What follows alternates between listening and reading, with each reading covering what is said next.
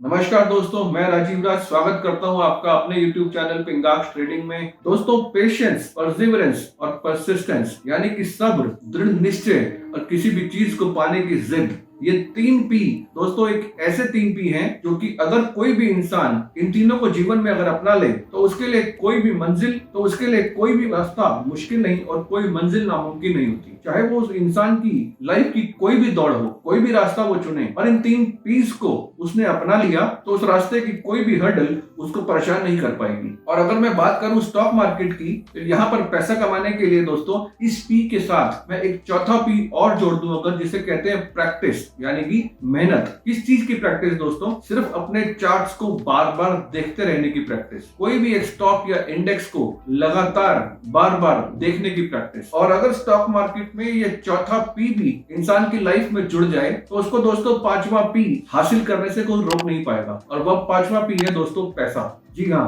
ये 4 P अगर इंसान अपना ले स्टॉक मार्केट में तो उस इंसान को पैसा बनाने से कोई दुनिया की ताकत नहीं रोक सकती। और यही चीज मैं हर उस ट्रेडर को समझाने की कोशिश करता हूँ जो कि इस मार्केट से पैसा कमाना चाहता है। लेकिन यहाँ सबसे बड़ी प्रॉब्लम आती है उन ट्रेडर्स का माइंडसेट जो कि इस मार्केट में बिना मेहनत किए पैसा बनाना चाहते हैं। और बहुत से ट्रेडर्स मेरे लर्निंग प्रोग्राम के बारे में जब इंक्वायरी करते हैं, बहुत लोगों का एक सवाल होता है कि सर, मैं आपके लर्निंग प्रोग्राम करने के बाद कितने दिनों में स्टॉक मार्केट से पैसा कमाने लगूंगा। और दोस्तों ये सवाल बहुत कॉमन है और मैं उन सबको एक ही जवाब देता हूँ, सब कुछ डिपेंड करता है आपकी प्रैक्टिस पर। जो चीज मैं आपको इस लर्निंग प्रोग्राम में सिखाऊंगा उस चीज पर आप अपनी प्रैक्टिस कितनी करते हैं, आपकी मेहनत बताएगी कि आप कितनी जल्दी पैसा कमाने लगेंगे इस मार्केट से। मैं आपके प्रोग्राम में वो सब चीजें बताऊंगा जिस पर आपको प्रैक्टिस करनी है, किस तरह से अब चार्ट्स को देखना है, क्या होता है असली प्राइस एक्शन, जिस प्राइस एक्शन को आप अभी तक प्राइस एक्शन बोल रहे थे वो गलत क्यों है, ये सब चीजें बताऊंगा आपको। लेकिन आपको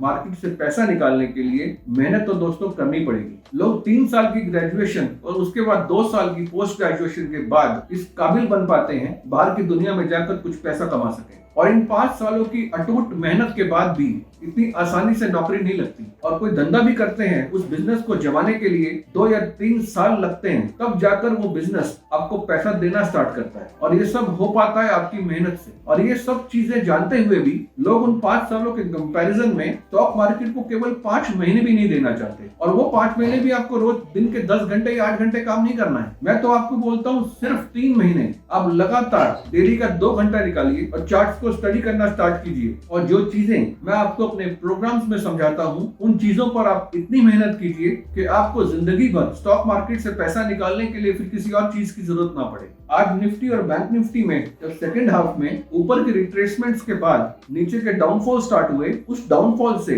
मार्केट के बंद होने तक और मार्केट के बाद भी मुझे बहुत सारे मैसेजेस और कॉल्स आने स्टार्ट हुए, सर आपके बताए हुए सारे लेवल्स अचीव हो गए। और मैंने उनको यही बोला कि 3 दिन पहले की एक वीडियो में मैंने बोल दिया था कि ये जो लेवल्स हैं ये आपको हैरान कर सकते हैं, मुझे नहीं। बिकॉज इन लेवल्स का आना उतना ही श्योर था जितना कि मैथमेटिक्स में 1 के बाद 2 और 2 के बाद 3। निफ्टी और बैंक निफ्टी के इन लेवल्स को देखकर उन लोगों को हैरानी होती होगी जो कि मार्केट को फर्स्ट हाफ में ऊपर जाता हुआ देख ये अनुमान लगा रहे होंगे कि अब एक नया हाई बैंक निफ्टी और निफ्टी में बनेगा। और ऊपर की मैक्सिमम रेजिस्टेंसेस के बाद मैंने अपने टेलीग्राम चैनल पर अपडेट किया था कि ये एक मैक्सिमम लेवल है, यहाँ पर अगर आपकी कोई कॉल हाथ में है तो वहां से एग्जिट कीजिए, because that was a very crucial resistance level. और यही हुआ भी दोस्तों, और उस मैक्सिमम रेजिस्टेंस से नीचे गिरते हुए बैंक निफ्टी ने 400 पॉइंट का फॉल दिया। तो चलिए दोस्तों एक बार स्टडी कर लेते हैं आज की मार्केट के लेवल्स, और नेक्स्ट वीक निफ्टी और बैंक निफ्टी कौन से और लेवल्स दिखा सकती है इसको देख लेते हैं एक बार लैपटॉप की स्क्रीन पर। तो चलिए दोस्तों स्टार्ट करते हैं निफ्टी से। ये देखिए दोस्तों, ये निफ्टी का 1 आवर का चार्ट है। आज मॉर्निंग में दोस्तों निफ्टी ने बहुत अच्छे अपने रेजिस्टेंस लेवल से रेजिस्टेंस लेते हुए नीचे का डाउनफॉल स्टार्ट किया, और वो रेजिस्टेंस लेवल दोस्तों निफ्टी का इतना स्ट्रांग था कि उसने निफ्टी को लगभग 200 पॉइंट वहां से गिराया। जैसा कि आप लोग जानते हैं, कोई भी स्टॉक या इंडेक्स जब नीचे गिरना स्टार्ट होता है तो उसके सपोर्ट्स एंड रेजिस्टेंस लेवल्स भी नीचे गिरते हैं। अब अगर हम आगे के लेवल्स की बात करें निफ्टी में, तो निफ्टी में आज जो इसने रेजिस्टेंस लिया है वो रेजिस्टेंस लेवल अब नीचे खिसक कर 17,000 के आसपास का हो गया है। 17,000 के आसपास का मतलब दोस्तों, जब भी अगर आपको निफ्टी में कोई रिट्रेसमेंट दिखाई दे तो आप सेल ऑन द राइज की अगर पॉलिसी लेके चलते हैं तो आपको रिट्रेसमेंट देखने को मिल सकती है मैक्सिमम टू मैक्सिमम 17,000 तक की। और वहां से उस रिट्रेसमेंट लेवल से ये जो मैंने आपको रिट्रेसमेंट लेवल 17,000 का बताया है दोस्तों, ये मैक्स टू मैक्स है। हो सकता है इससे पहले ही ये एक 16,965 के आसपास का जो लेवल है निफ्टी के लिए, वो भी एक रेजिस्टेंस साबित हो सकता है। ये सब कुछ डिपेंड करता है दोस्तों कि निफ्टी मंडे को ओपन कहाँ होती है। अगर निफ्टी आपको गैप डाउन होती है मंडे को निफ्टी, तो आपको हो सकता है पहला रेजिस्टेंस लेवल ऊपर जाते हुए 16,965 के आसपास का दिखाई दे, और अगर निफ्टी 16,965 के ऊपर खुलती दिखाई दे आपको मंडे को, तो आपको एक रेजिस्टेंस लेवल 17,000 के आसपास का कंसीडर करना चाहिए। और इन दोनों ही लेवल से जब निफ्टी एक बार गिरना स्टार्ट करती है तो आपको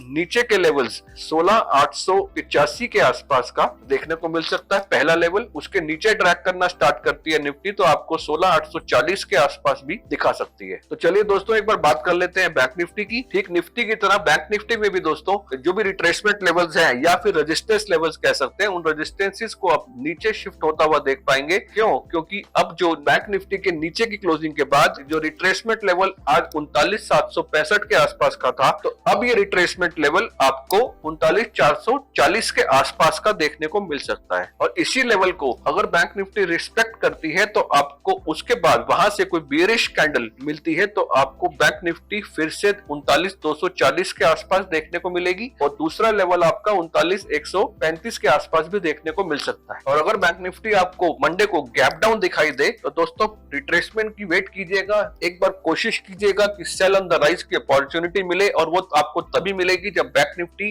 गैप डाउन खुलने के बाद ऊपर के लेवल्स जो मैंने आपको बताए हैं 39,440 के आसपास का, अगर ये रिट्रेसमेंट यहां तक बैंक निफ्टी लेती है और वहां से एक बियरिश कैंडल बनाकर नीचे जाना स्टार्ट करती है, तो ये नीचे के लेवल्स के आप टारगेट लगा सकते हैं। और अगर 39,135 के नीचे अगर बैंक निफ्टी गिरना स्टार्ट करती है तो दोस्तों आपको नेक्स्ट लेवल 38,950 के भी देखने को मिल सकते हैं। तो ठीक इसी तरह से ट्रेड कीजिएगा दोस्तों निफ्टी और बैंक निफ्टी में। आज के इस वीडियो में फिर आपको दोबारा से रिपीट करता हूं कि हमेशा सेल ऑन द राइज की कोशिश कीजिएगा। एक बार निफ्टी और बैंक निफ्टी को रिट्रेसमेंट लेने दीजिए, वहां से जब रेजिस्टेंस लेकर नीचे की कैंडल कोई क्लोज होती है तो वहां से अगर आप सेल करेंगे तो आपका रिस्क रिवॉर्ड बहुत बढ़िया तरीके से आपके कंट्रोल में रहेगा। तो आज के लिए इतना ही दोस्तों, बहुत जल्दी मिलते हैं आपको नेक्स्ट वीडियो में। Bye bye, take care and happy weekend.